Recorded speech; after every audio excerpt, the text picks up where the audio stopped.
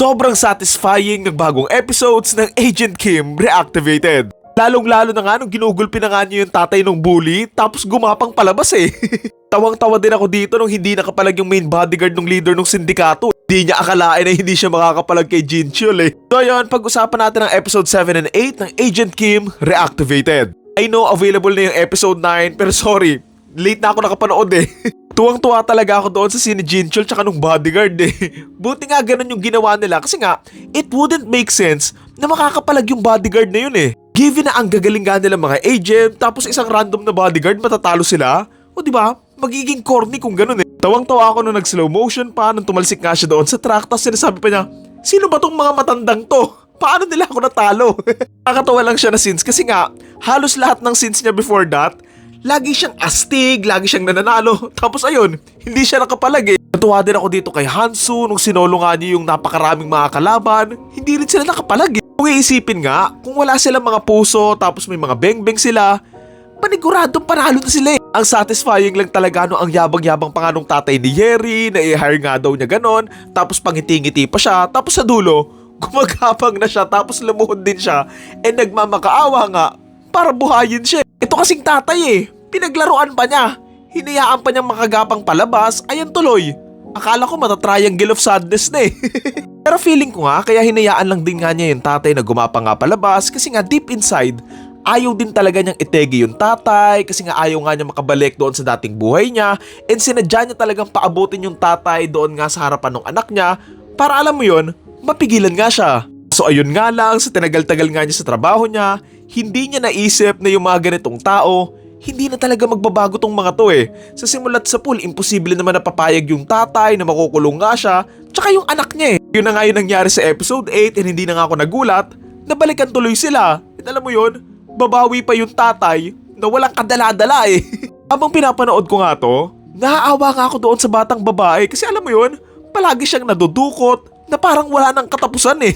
Ang gusto ko pala sa 7 and 8, binigyan nila ng kaunting depth and story nga sina Hansu and si Jinchul, specifically sa buhay pamilya nga din nila. Nakakatuwa lang silang magkakaibigan na dating magkakaaway and hindi magkakasundo. Tapos ayun, naging mag-best friend na isusugal nga nila yung mga buhay nila para sa isa't isa. Nakakatawa din na hindi talaga sila nagpapalit ng damit na I don't know why. Pero sa bagay, funny naman and yun na yung parang character na nila yun eh. Honestly para sa akin, sana tinapos na nga nila doon sa episode 7 and the rest, kinontinue na lang nila sa isang season 2 eh. Akala ko tapos na nga yung arc ng babaeng bully tsaka nung tatay niya, pero apparently, hindi pa pala. Akala ko kasi magpo-focus na nga sila sa South and Bad Korea government ganito ganyan, pero sinali pa rin nila yung subplot nila na ganon, so okay lang din naman as long as madudugtong and matatahi pa nga rin nila ng maayos na hindi nga mukhang pilit.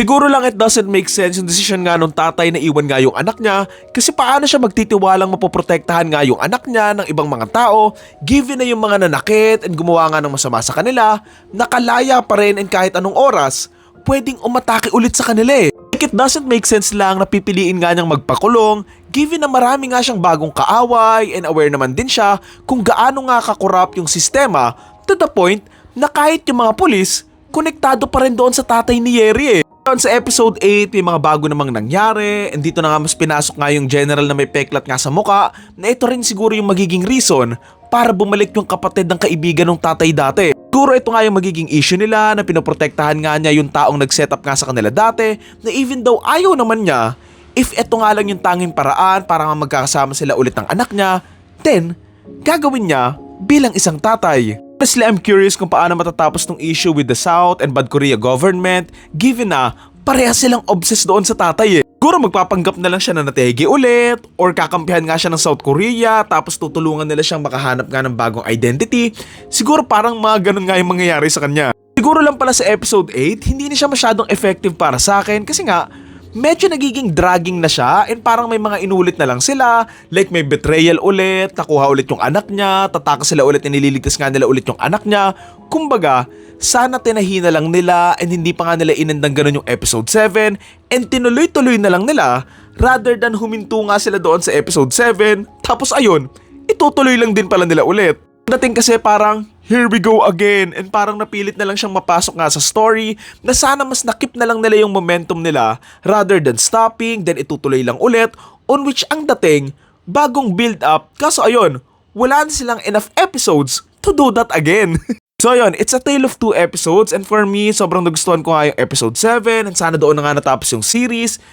And sa episode 8, pwede pa rin naman pero ayun, medyo 50-50 na ako. So let's see. Again, ang title ng series ay Agent Kim Reactivated and ang torta rating ko for episode 7 ay 9 out of 10 and sa episode 8 ay mga 6 out of 10. Yun lang.